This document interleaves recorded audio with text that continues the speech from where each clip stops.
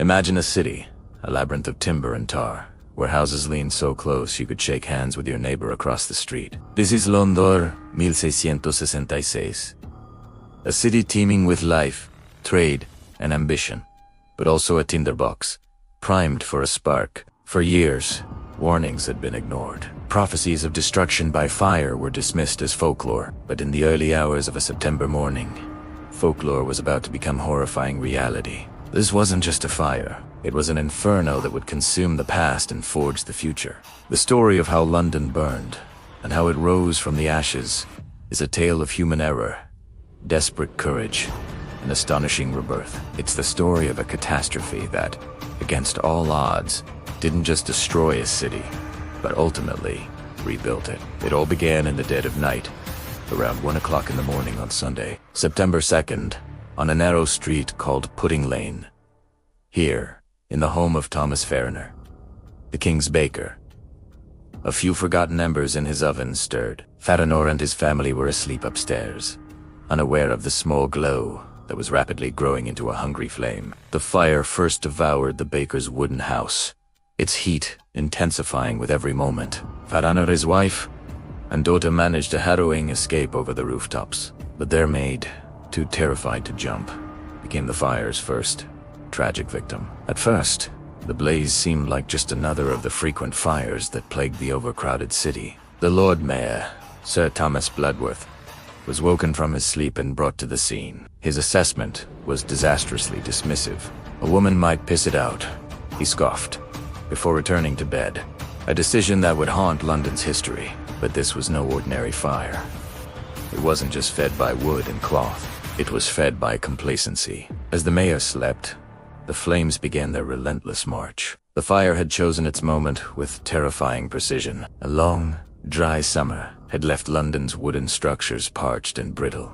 Warehouses along the Thames were packed to the rafters with flammable goods, oil, tar, spirits, and coal. Adding to this perfect storm was a fierce, easterly wind, a gale that acted like a giant bellows, fanning the flames and sending showers of sparks across the rooftops. The fire quickly became an unstoppable entity, a roaring beast that leaped from street to street, consuming everything in its path. Lines of people passing leather buckets of water were like children trying to fight a dragon with squirt guns. The fire was now a living, breathing inferno, and it was heading for the heart of London. As dawn broke, the scale of the disaster became horrifyingly clear. Chaos gripped the city. The sky, 4 miles around, was stained a sickening orange-black. Citizens, who had at first watched the fire with a detached curiosity, now fled in terror. The streets were a nightmare of panicked crowds, overloaded carts, and stampeding animals. People desperately tried to save what they could, dragging their possessions towards the river or the city gates. Price gouging was rampant, with card owners charging exorbitant fees to carry goods to safety. The Thames became a floating traffic jam of boats and barges, all laden with refugees and their salvaged belongings. The king, Charles II, and his brother, the Duke of York, took charge, overriding the paralyzed city officials. They ordered houses to be pulled down to create fire breaks, a desperate but necessary tactic.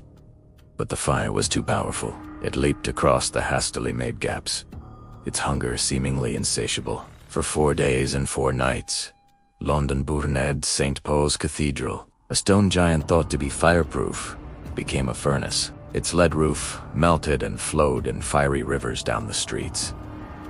The city was in its death throes. By Wednesday, September 5th, the wind finally began to die down. The fire, having consumed so much, began to run out of fuel. The exhausted citizens, led by the king's men, managed to create effective fire breaks using gunpowder to demolish entire blocks of buildings, finally halting the monster's advance. As the last flames flickered out, a chilling silence fell over the city. Where a bustling metropolis once stood, there was now a smoking, desolate ruin. The sight was apocalyptic. Over 13,000 houses, 87 churches, and the city's entire commercial heart lay in ashes. A staggering 4/5 of London within the old Roman walls was gone. Miraculously, the official death toll was remarkably low, in single digits, though historians now believe the true number was much higher. with the intense heat likely cremating many victims, leaving no trace. For the survivors, the world had ended. They camped in makeshift shelters in the fields outside the city walls, gazing at the smoldering skeleton of their former lives. The Great Fire of London was over, but its legacy was just beginning. From the ashes of devastation came an unprecedented opportunity. The rebuilding of London became a national priority. While many radical, grid-based plans were proposed, the urgent need to rehouse the population and respect property lines meant a more practical approach was taken. But this was not a simple reconstruction. It was a reinvention. Streets were widened. Building codes were revolutionized. New houses had to be built of brick or stone, not flammable wood. A new hero emerged in this monumental task, Sir Christopher Wren. An astronomer and architect, Wren was tasked with redesigning and rebuilding the city's churches, including a new, magnificent St. Paul's Cathedral. His vision shaped a new London, with its elegant spires and domes rising from the ruins, symbols of resilience and hope. The fire also led to the birth of modern property insurance and organized fire brigades. The Inferno of 1666 had been a terrible tragedy, but it had also been a cleansing fire, wiping away the plague-ridden, overcrowded medieval city and paving the way for a safer, grander, and more modern London. The city we see today, with its iconic skyline dominated by Wren's masterpiece, stands as a permanent monument to the fire that nearly destroyed it and the incredible human spirit that rebuilt it. Thank you for joining us on this journey back to 1666. If you found this story of destruction and rebirth fascinating, please hit that like button and subscribe for more deep dives into history's most pivotal moments. Let us know in the comments what other historical events you'd like to see us cover. Until next time, stay curious.